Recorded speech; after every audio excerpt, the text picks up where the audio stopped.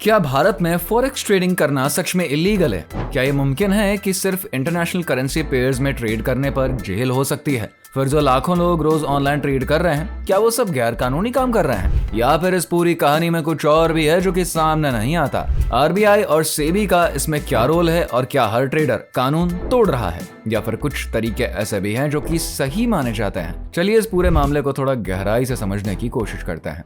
भारत में forex trading को लेकर लोगों के मन में कई सवाल हैं।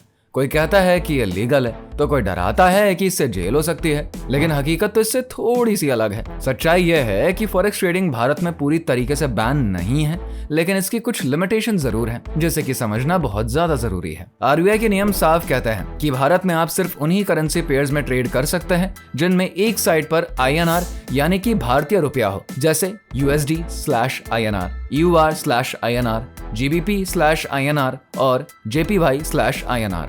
ये सभी पेयर्स सेबी द्वारा रेगुलेटेड इंडियन ब्रोकरेज प्लेटफॉर्म्स जैसे कि ज़ीरोधा, अपस्टॉक्स और एंजल वन पर अवेलेबल है और इन पर ट्रेड करना पूरी तरीके से लीगल है। लेकिन परेशानी वहां पर आती है जब लोग विदेशी प्लेटफॉर्म्स पर जाकर EUR/USD, GBP/JPY जैसे इंटरनेशनल पेयर्स में ट्रेड करना शुरू कर देते हैं। ये पेयर्स भारत सरकार के नियमों के बाहर माने जाते हैं और इसीलिए इन पर ट्रेडिंग करना ग्रे जोन यानी कि कानून की अनक्लियर सिचुएशन में आता है। ना सरकार इसकी खुलकर इजाजत देती है, ना ही सीधा मना करती है। ऐसे में रिस्क सिर्फ और सिर्फ ट्रेडर्स का ही रहता है।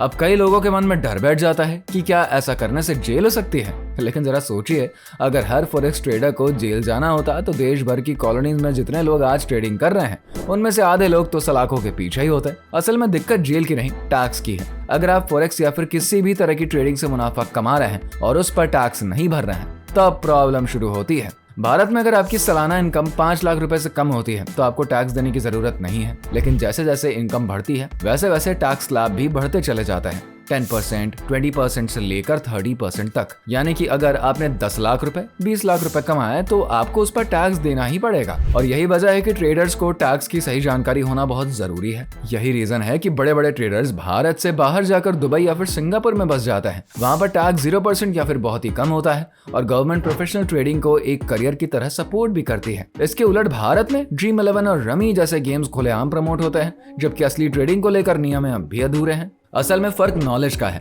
बिना तैयारी के ट्रेडिंग करना सट्टा है, लेकिन अगर आप रिसर्च, एनालिसिस और स्ट्रैटेजी के साथ ट्रेड करते हैं तो आप एक प्रोफेशनल ट्रेडर हैं। इसलिए अगर आप भारत में ट्रेड कर रहे हैं तो घबराने की जरूरत नहीं है। बस ये ध्यान रखिए कि जो प्लेटफॉर्म आप यूज कर रहे हैं वो कितना ज्यादा सुरक्षित है और आपकी कमाई का टैक्स ठीक से भरा जा रहा है या फिर नहीं।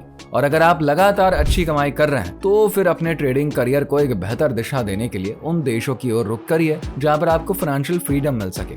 आखिर मेहनत की कमाई को सुरक्षित रखना भी तो समझदारी ही है ना? अच्छा, इस बारे में आपका क्या विचार है? अपना जवाब नीचे कमेंट करके जरूर बताइए। हमारे चैनल को सब्सक्राइब करना बिल्कुल ना भूलें।